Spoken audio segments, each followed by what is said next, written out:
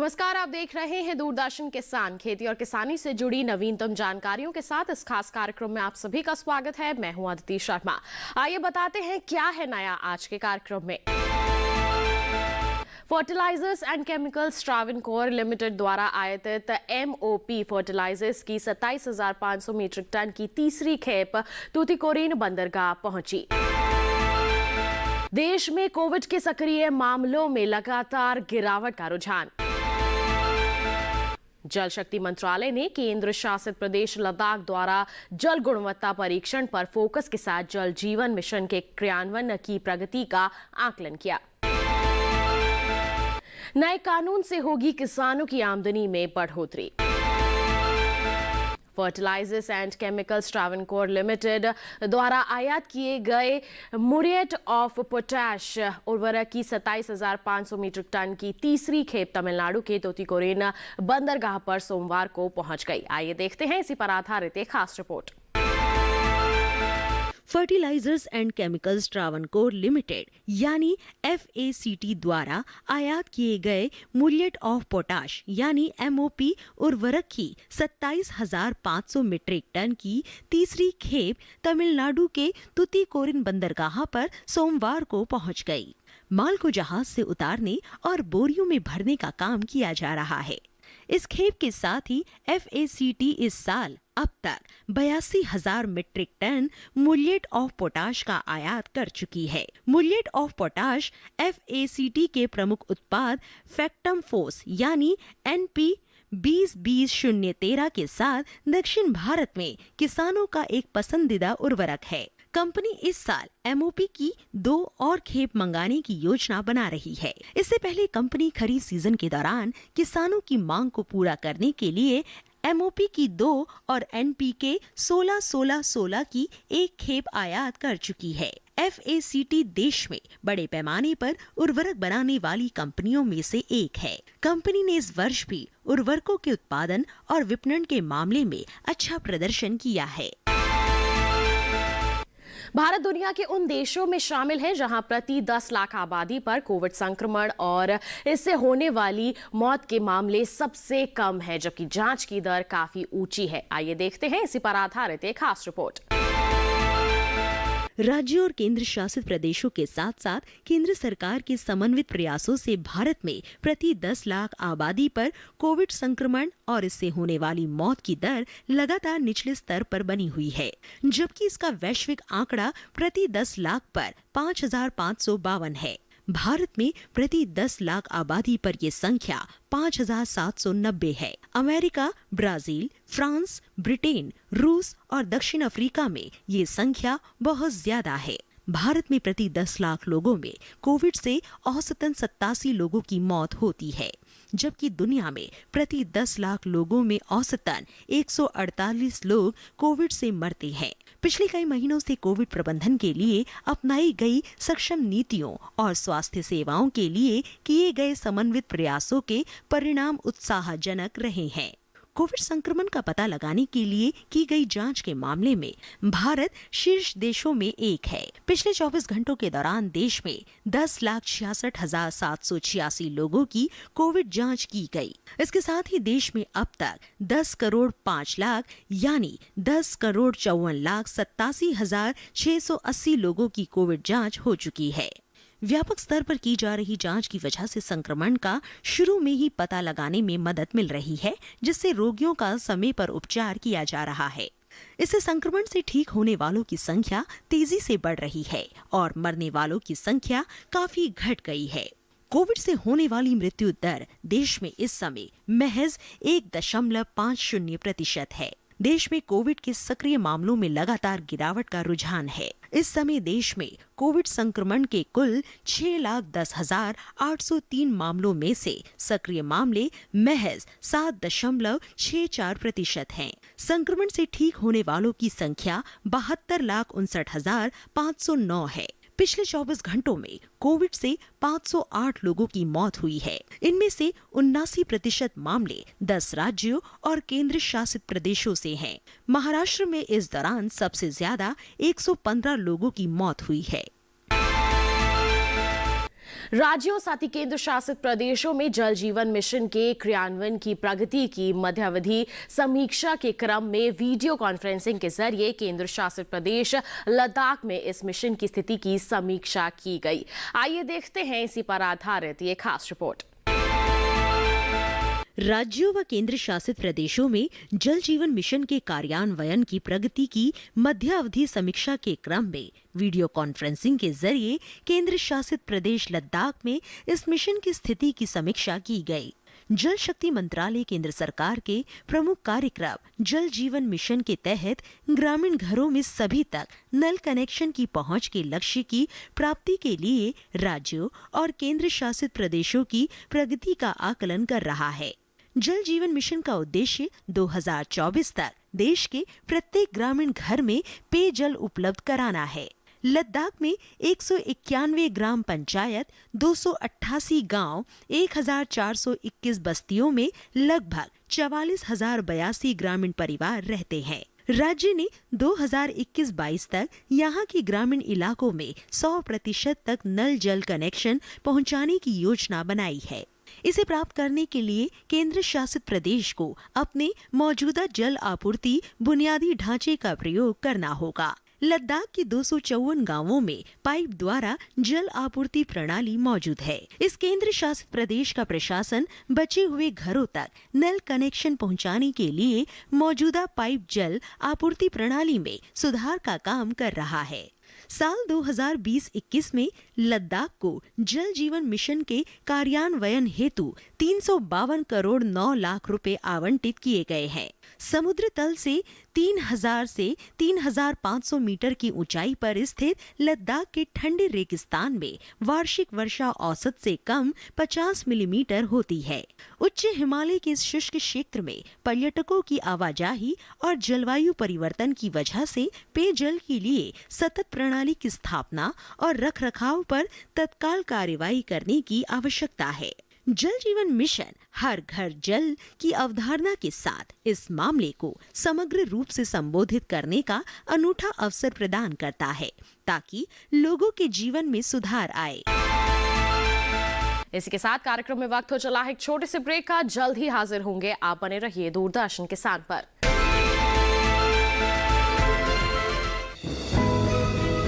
ये कामयाबी है अन्नदाता की, ये कहानी है खेत और खलिहानों की। कैसे करें अपने पशुओं की देखभाल, जानिए गांव-गांव के किसानों का हाल। देखिए गांव किसान सोमवार से शुक्रवार दोपहर 12:05 पर।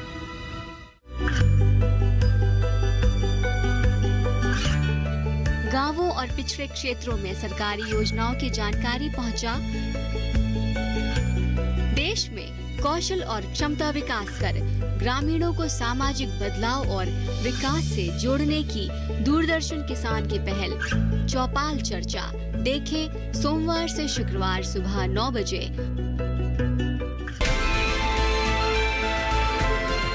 ब्रेक के बाद स्वागत है आप सभी का हमारे इस खास अंक में।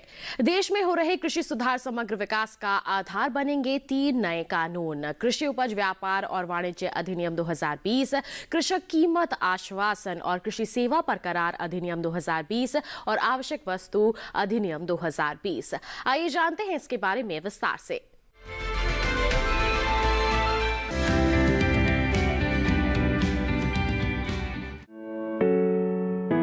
भारत सरकार द्वारा हाल ही में 3 कृषि कानून बनाए गए हैं। ये कानून मंडी में सुधार, अनुबंध खेती और आवश्यक वस्तु संशोधन कानून से जुड़े हैं। इस कानून से खेती किसानी एवं किसानों के जीवन में आमूलचूल परिवर्तन होगा। जो नए कानून बने हैं, जो वर्तमान की व्यवस्था है उसके अलावा नए विकल्प देने के लिए बने हैं। जो वर्तमान व्यवस्था मंडी की है, वर्तमान व्यवस्था एमएसपी की खरीदी की है, वो यथावत बरकरार रखी गई है। उसमें किसी प्रकार का परिवर्तन इन कानूनों के माध्यम से नहीं किया गया है। इन कानूनों के माध्यम से और नए विकल्प दिए गए हैं। एक विकल्प फार्मिंग एग्रीमेंट्स के तहत फसलों को बेचने का है। एक विकल्प ये है कि किसी भी खरीदार को जहां किसान को अच्छा मूल्य मिलता है उसके माध्यम से किसान अपनी उपज को बेच पाए। एक विकल्प ये है कि किसान अगर चाहे तो अपने राज्य के बाहर भी सीधा किसी अन्य राज्य के बड़े व्यापारी को या किसी ऐसे ट्रेडर को, प्रोसेसर को बेचना चाहे जहां उसको अच्छा मूल्य मिल सकता है, वो बेच सकता है। और ये भी किसान को विकल्प दिया गया है कि जो इलेक्ट्रॉनिक ट्रेडिंग प्लेटफॉर्म्स हैं, अब जैसे पूरी की पूरी व्यवस्था ई कॉमर्स की पूरे विश्व भर में हो रही है और प्रोड्यूसर को ही ई कॉमर्स की व्यवस्था का सीधा लाभ मिलता है क्योंकि उसको बड़ा बाजार मिल सकता है। तो इन कानूनों के माध्यम से ई कॉमर्स की व्यवस्था, ई ट्रेडिंग की व्यवस्था किसान की उपज के लिए खोली गई है, जिससे किसान को और अधिक विकल्प मिल सकें।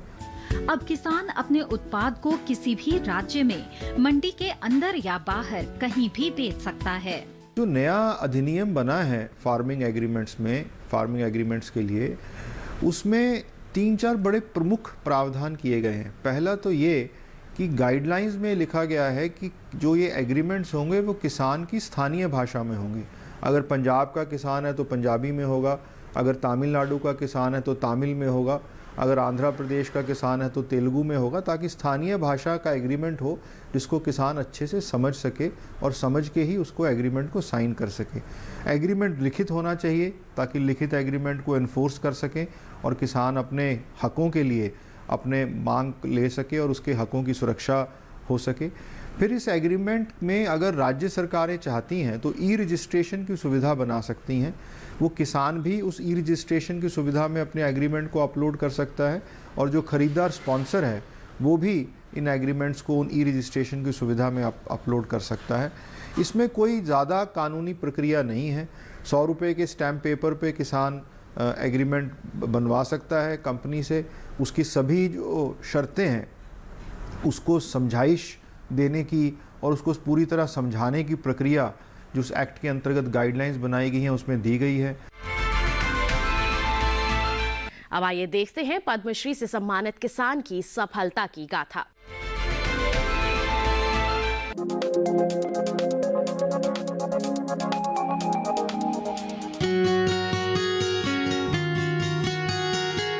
बीज माता के नाम से मशहूर महाराष्ट्र की राहीबाई सोमा पोपेरे को देसी बीजों के संरक्षण के लिए पद्मश्री मिल रहा है। जिला कुंभालने के अंबेडकर नगर की रहने वाली राहीबाई ने अपने कच्चे घर में बीज बैंक बना रखा है। उनके पास दाल, मोटे अनाज और तिलहन के पुराने देसी बीजों के भंडार हैं। वो संस्थाओं की मदद से इसे किसानों को देती हैं। कुंभालने जिले की गिनती महाराष्ट्र के अति पिछड़े जिलों में होती है। राहीबाई यहाँ के किसानों को बिना किसी रसायन के प्रयोग की खेती सिखाती हैं और उन्हें पुराने बीजों से होने वाले फायदों के बारे में बताती हैं। उनका मानना है कि देसी बीजों से ही किसानों का भला हो सकता है, क्योंकि इसके लिए बस हवा और पानी की जरूरत होती है। वो अभी 35,000 किसानों के साथ काम करती हैं और इनके सहेजे गए बीजों में 32 फसलों की खेती हो रही है।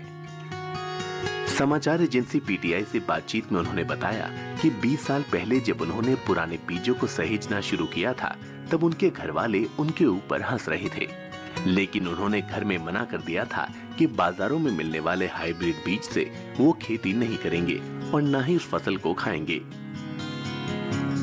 वो आगे कहती हैं कि 12 साल की उम्र में उनकी शादी हो गई थी। वो कभी स्कूल नहीं गई, लेकिन खेती के नए तरीके सीखना चाहती थी। शुरू में सब्जियों की खेती पुराने बीजों से शुरू की। तब लोग कहते थे कि इससे कुछ पैदा नहीं होगा। पिछले साल बीबीसी ने राहीबाई को दुनिया भर में प्रेरणादायक और प्रभावशाली 100 महिलाओं की सूची में स्थान दिया था। राहीबाई पीटीआई से कहती हैं कि विश्वास करिए, हम जो इतना बीमार हो रहे हैं उसके लिए हमारा जहर युक्त खाना ही जिम्मेदार है। हम इतना उगा सकते हैं जिससे हमारा काम चल जाएगा। इसीलिए हमें खेती की पुरानी पद्धति और देसी बीजों की ओर लौटना होगा। उनके यहाँ जो लोग ट्रेनिंग के लिए आते हैं उन्हें भी वो यही सिखाती हैं।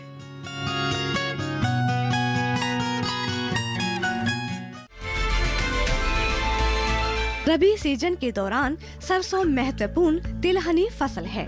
बुआई के समय 25 से 30 डिग्री तापमान रहना चाहिए। इसे बहुत कम पानी की जरूरत होती है। यही वजह है कि सरसों के खेत में पानी ठहरना नहीं चाहिए। सिंचाई की सुविधा वाले इलाकों में सरसों की बुआई का सही समय अक्टूबर है। अच्छी फसल के लिए किस्म भी अच्छी चुननी होगी। पूसा सरसों 21, पूसा सरसों 22, पूसा सरसों 24, पूसा सरसों 26, पूसा सरसों 27, पूसा सरसों 29 और पूसा सरसों 30 के अलावा पूसा करिश्मा, पूसा जगन्नाथ, पूसा बोल्ड और पूसा अग्रणी बेहतरीन किस्में हैं। इनके अलावा भी ढेरों उन्नत प्रजातियां बाजार में उपलब्ध हैं। समय पर बुआई और फसल सुरक्षा तरीके अपनाकर पैदावार को और अधिक बढ़ाया जा सकता है। बोने से पहले बीज को उचित दवा से उपचारित जरूर कर लें। बीज दर 3 से 4 किलो प्रति हेक्टेयर रखें। कतार से कतार की दूरी 30 से 45 सेंटीमीटर, जबकि पौधे से पौधे की दूरी 10 से 15 सेंटीमीटर होनी चाहिए। बीज की गहराई 2.5 से 3.0 सेंटीमीटर रखें। वहीं असिंचित इलाकों में 5 से 6 किलो हेक्टेयर की दर से प्रयोग करें। बुआई के 20 से 25 दिन बाद पंक्तियों पर जिंक की कमी के लक्षण दिखाई देने लगते हैं। लक्षण दिखाई देते ही 25 किलो जिंक सल्फेट प्रति हेक्टेयर के हिसाब से डालें। बुआई के 30 से 35 दिन बाद पहले सिंचाई के समय 40 किलो नाइट्रोजन का प्रयोग करें। अगेती सरसों में आमतौर पर 2 सिंचाई काफी होती है। पहली बुआई के 30 से 35 दिन बाद और दूसरी बीज बनते समय। खरपतवारों से मुक्त रखने के लिए 20 से 25 दिन में एक बार निराई गुड़ाई करते रहें। पत्तेदार सब्जियों में पालक, मेथी और चौलाई प्रमुख हैं। इनके अलावा हरी प्याज, सरसों का साग और सलजम के पत्तों की भी सब्जियां बनाई जाती हैं। अभी इनकी बुआई का समय चल रहा है। पालक को मैदानी और पहाड़ी दोनों क्षेत्रों में बोया जा सकता है। मैदानी इलाकों में सर्दी के मौसम में ये ज्यादा बोई जाती हैं। 1 हेक्टेयर के लिए 20 से 25 किलो बीज चाहिए। बुआई के 8 से 10 दिन बाद पहली सिंचाई कर लें। इसके बाद 10 से 15 दिन के अंतराल पर पानी देते रहें। खरपतवार नियंत्रण के लिए बोने के 15 से 20 दिन बाद पहली निराई गुड़ाई कर लें। पालक के लिए 2-3 बार निराई गुड़ाई पर्याप्त है। मेथी के लिए बहुत अधिक पानी की जरूरत नहीं होती। यही वजह है कि इसकी खेती ज्यादा बारिश वाले इलाकों में कम ही की जाती है। मेथी की बुआई में 1 हेक्टेयर जमीन पर 20 से 25 किलो तक बीज लगते हैं। खरपतवार नियंत्रण के लिए बुआई के 20 से 30 दिन बाद पहली और 2 महीने बाद दूसरी निराई गुड़ाई करें। शलजम को वैसे तो सभी तरह की मिट्टी में बोया जा सकता है, लेकिन दोमट मिट्टी इसके लिए सबसे उत्तम मानी जाती है। 1 हेक्टेयर खेत के लिए 3 से 4 किलो बीज की जरूरत होती है। कतार से कतार की दूरी 30 से 45 सेंटीमीटर रखें, जबकि बीज से बीज की दूरी 10 से 15 सेंटीमीटर होनी चाहिए। पूरे फसल के दौरान 2 से 3 निराई और गुड़ाई करनी पड़ती है। हरी प्याज की बुआई अक्टूबर-नवंबर में की जा सकती है। 1 हेक्टेयर खेत के लिए करीब 10 से 12 किलो बीज की जरूरत होगी। बुआई के समय पंक्ति से पंक्ति की दूरी 15 सेंटीमीटर रखें। अच्छी फसल के लिए बुआई के तुरंत बाद सिंचाई करें। इसके बाद हर 10 से 12 दिन के अंतराल पर फसल में सिंचाई जरूर करें। पत्तेदार सब्जियों में आमतौर पर बीमारी नहीं लगती, इसीलिए वैज्ञानिक इन्हें जैविक खेती के रूप में उगाने की सलाह देते हैं। फिर भी अगर बीमारी लग जाए तो कटाई के बाद दवा छिड़के। और इसी के साथ आज के इस खास कार्यक्रम में बस इतना ही। अब मुझे दीजिए इजाजत। आप बने रहिए दूरदर्शन किसान पर। नमस्कार।